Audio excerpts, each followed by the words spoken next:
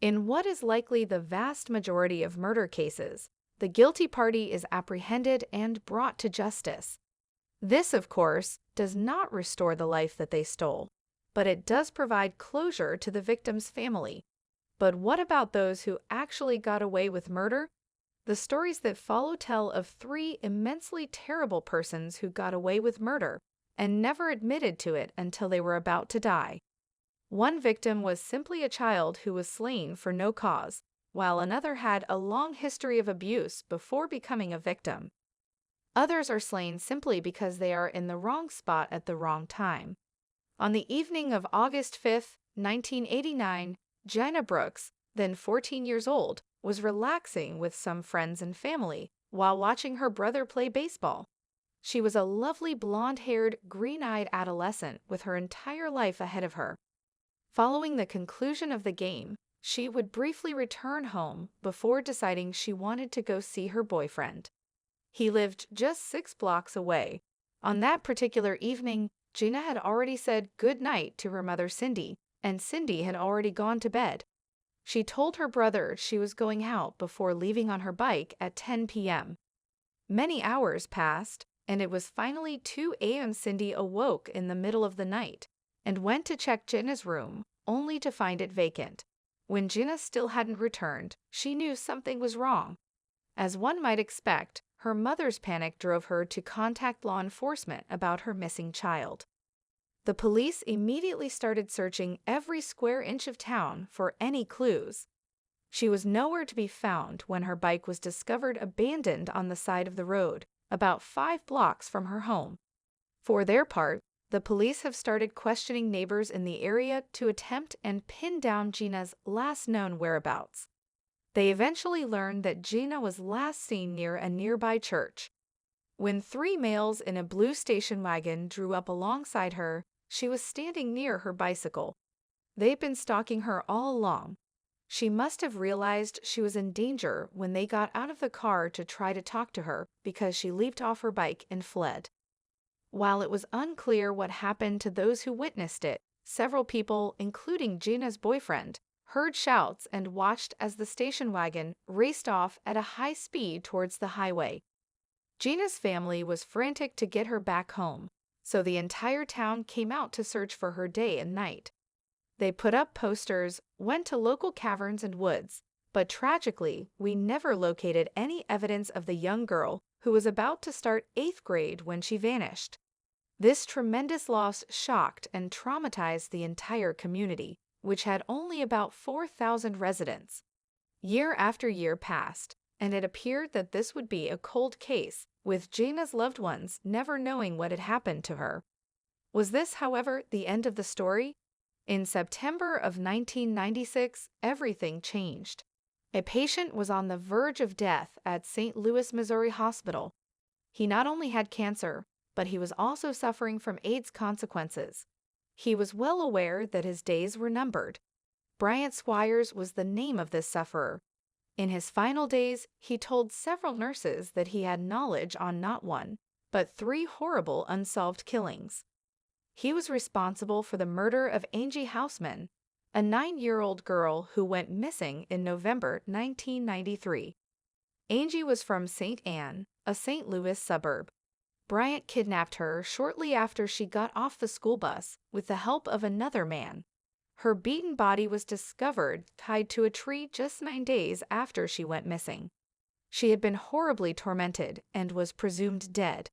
She died as a result of sun exposure and other wounds. Bryant did not identify the identity of his co-conspirator in this crime. Bryant did tell, however, that a man called Nathan Williams was responsible for the other murders. He stated that in 1975, Williams, who was only 14 years old at the time, had murdered Laura Dinwiddie, a 23-year-old woman. Laura was a nice girl who volunteered with inner-city kids and taught them sign language. Her naked body was discovered in her residence. Not only had she been stabbed, but her throat had been cruelly cut off.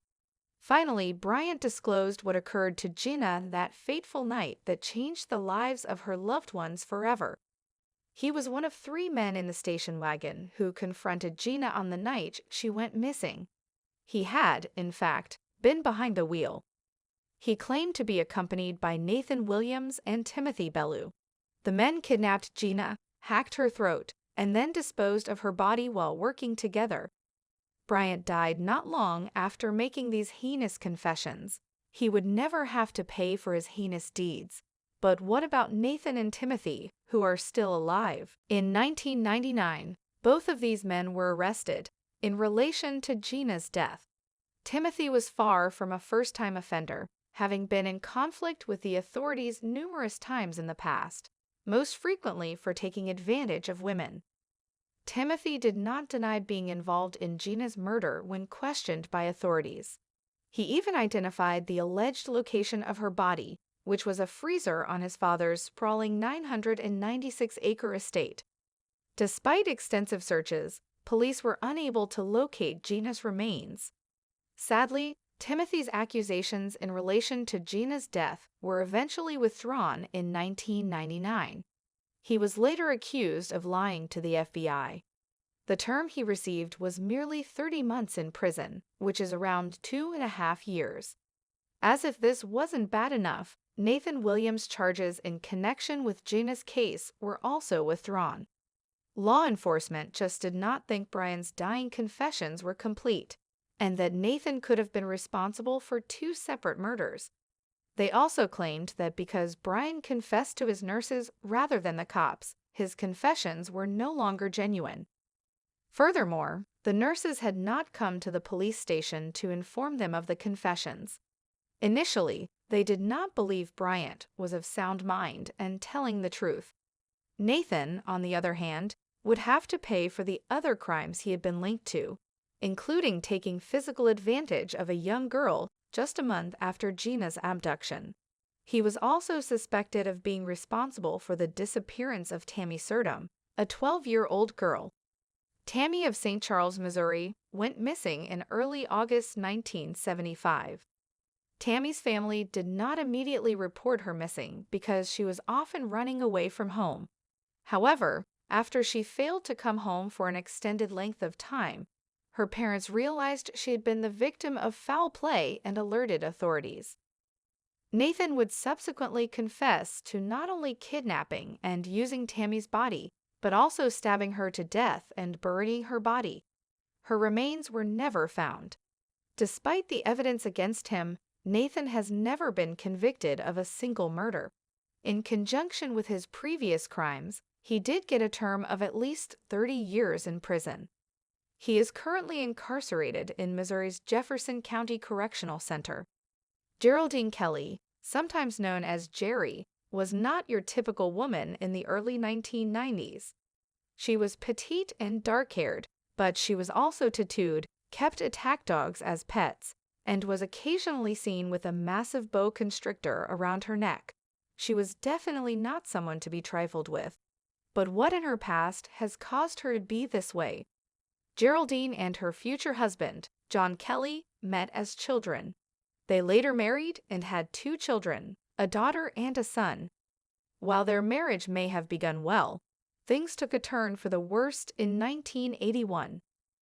One tragic evening during a wedding, John had been drinking excessively and had gotten into a confrontation with some of the other wedding attendees. It's unclear how the conflict occurred, but it culminated in the death of his brother-in-law. John was frightened of being charged with murder, so he packed his family and moved across the country. They settled in California, where he found work in a motel. But he was still drinking frequently at the time, and he and Geraldine were often fighting, eventually driving their 2 children to go away and remove themselves from them. For many years, John allegedly was abusive to Geraldine, causing her to become chilly towards him. The abuse eventually became too much for her to stomach, and she resolved to exact revenge on her husband. She shot him to death and then placed his remains in a freezer for more than 6 years. Of course, no one, not even law enforcement or Jerry's own family, knew what she had done to John for many years.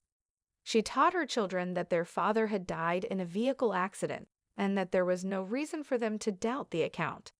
Why, after all, would she lie to them? Jerry would not come clean about what she had done until she was nearly 6 years old and dying of breast cancer. She told her daughter about her husband's murder, and her daughter informed the appropriate authorities right away. When police went to the freezer Jerry had indicated, they discovered the remains of her ex-husband. Despite being found extensively decomposed, his remains were quickly identified thanks to his very particular tattoos. Jerry had died by this point, and it was too late for her to serve justice for her husband's murder. It was 1975, and Michael Mansfield, then 20, was a student at Lincoln College. He was a hard-working student who was unlucky. He was apprehended in the fall while carrying stolen goods. The things stolen were records that he was discovered attempting to dispose of in his dormitory. The district attorney decided to be merciful and make a deal with him. He stated that if he handed in the individual who sold him the goods, he would dismiss all accusations against him. Michael accepted and understood that turning in 21-year-old Russell Smrekar would earn him his own freedom. When he gave evidence against him, Michael chose to come home to Rolling Meadows, Illinois, for Christmas. He spent the holiday with his folks, and things seemed regular at first. But on New Year's Eve, he would depart the house, never to be seen again. He had vanished without a trace, and we had nothing to go on. It would eventually become a cold case as time passed. Another unusual incident occurred the next year, but this time it was back in Lincoln, Illinois, where Michael had gone to school. Ruth Martin, 51 of Lincoln, hadn't been at work that morning and hadn't contacted to let anyone know she wouldn't be coming in. This was uncharacteristic of her. Her coworkers were concerned for her safety, so they called her husband Richard. Richard had already arrived at work, but he dashed home to check on his wife. He discovered not only a bullet, but also a bloodstain in their own garage. He scoured the house from top to bottom, but found no trace of his wife. Just like in Michael's case, there were no signs pointing to a specific culprit, and investigators had little to work on. They did eventually find Ruth's car abandoned in a neighboring city, with more blood in the trunk. Not long after, another tragedy struck Lincoln, which was already reeling from all of the recent crime. Police got a 911 call on October 9th, just a few months after Ruth went missing. Gunshots could be heard in what was normally a quiet and peaceful neighborhood. They were summoned to the home of Jay and Robin Fry, who were both 25 years old at the time. They were both fired down and murdered. Robin was regrettably pregnant with the couple's first child at the time. Police, who were under intense pressure to find out who had perpetrated these crimes, were looking for a plausible motive and a link between Ruth Martin's murder and the Frys. All of these people were well-liked and had no known enemies. But they would later realize that Jay Fry and Ruth Martin had an intriguing bond that you wouldn't expect. Jay and Ruth were both scheduled to testify against Russell Smrekar. It all started with a minor incident at Jay's grocery shop. Jay had discovered Russell's theft and pursued him through the store and into the parking lot. Russell would end up dumping the stolen items into Ruth Martin's car to get rid of any evidence. It was a stakes package that cost no more than $4. Both Jay and Ruth were supposed to testify against Russell for the incident, but they never got the chance because he would kill them, as well as Robin, who was just in the wrong place at the wrong time. But what became of Michael Mansfield, who remained missing? Police eventually discovered that Michael had been expected to testify against Russell as well, but for a very different reason. He had vanished before he had the chance. They now had a definite suspect in each of these crimes. Russell was quickly apprehended and convicted in connection with the murders. He received 2 life terms in prison.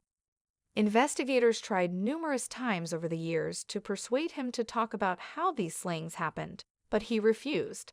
He didn't admit to the murders until he was 56 years old and dying in 2011 on his deathbed.